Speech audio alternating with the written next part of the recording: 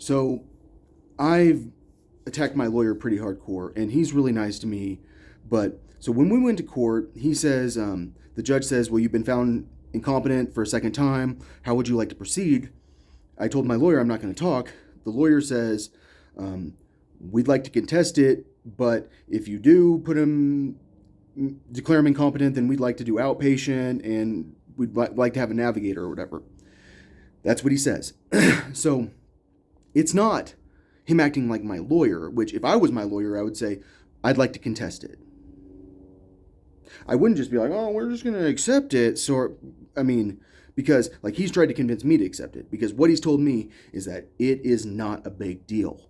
Like if you're declared incompetent, it's like easy. Like you will, I promise you, you will be able to, like he didn't say promise, but he's like, I'm pretty sure that if you try to get a job, there's no way it will show up on your background check. Like it will not show up on, I specifically said an FBI background check. I questioned this guy about it. And so in the Constitution, it says that like I have a right to have someone with me that knows the law. It doesn't say I have a right to have a lawyer who he's going to be my lawyer. Trust me, he's here. He's my lawyer. He has a degree. I have a right to have someone with me that knows the law. So, like, if he's lying to me about the law, and if he's not doing a very good job in court, why is he lying to me about the law? It's either number one, he doesn't know the law, which means he's accidentally taking away my right to a fair trial, or he's purposely trying to take away my right to a fair trial because he works for people that could get in trouble because of this situation. So the real question is it possible to have a fair trial at this point? Okay, so if I was my lawyer, what would I do? Number one, I would start contacting friends like, oh, you're my friend? Hey, will you call people for me? Because I don't want to call people on my list. And I was wondering if you can call these people that I have listed as undercover cops. And can you find someone that will testify for me in court that this stuff has happened? Like that's what I would do. I would find someone like because I can't call them myself. I need to contact them, and that's why I gave my lawyer this contact list. My lawyer thinks I'm incompetent, clearly. So I mean that's what it seems like. Because if he didn't think I was incompetent, he would try to get a mistrial. Because the last thing in the world I could ever have at this point is a fair trial when I'm that afraid of my judge. Like if I can't interact with my judge because I'm terrified of this guy, because this guy's like he's the military guy that somehow everyone thinks this guy's okay. And I'm sitting here going, dude, this guy's fucking mean. Like this guy, do you know what he did to me? Do you know what the sheriff's department did to me? Do you know how mean these cops are? Like, I don't think you guys understand. Like, I mean, I'm just saying, like, that's my opinion about him.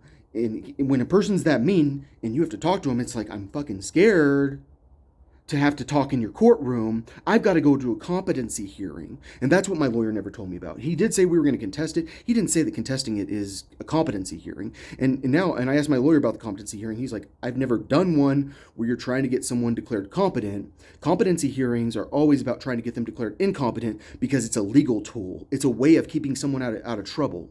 Like, oh, you declare him incompetent? Done.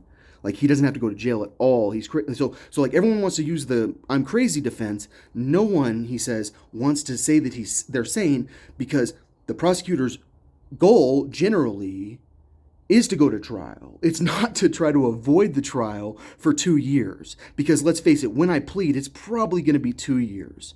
Because I haven't even been declared incompetent yet.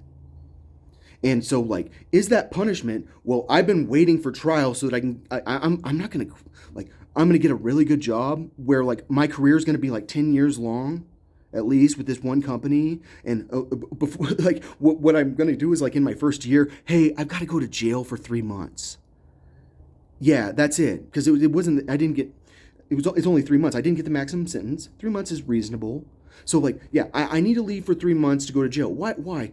Well, I'm mentally ill, and I thought I thought people were threatening me with guns. I thought that people were trying to murder me.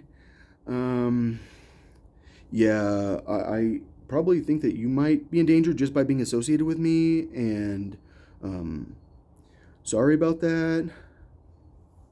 Anyways, so getting a job is a big deal for me. Like if I really accept a job in cybersecurity, like it's like I am really accepting a job because like I know shit that like I don't want to talk to you about it unless I think that you have security clearance. And the last thing I'm going to do is just be like, oh, I'm going to do partial cybersecurity. And so, like, the last thing I'm going to do is get a job and then go to jail and then go back to my job. Yeah, that's pretty freaking uncomfortable.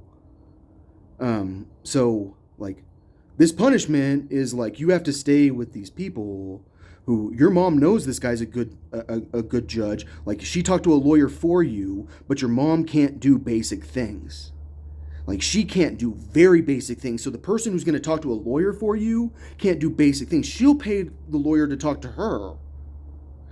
You go talk to your public defender. You need to trust these people. Your mom trusts them.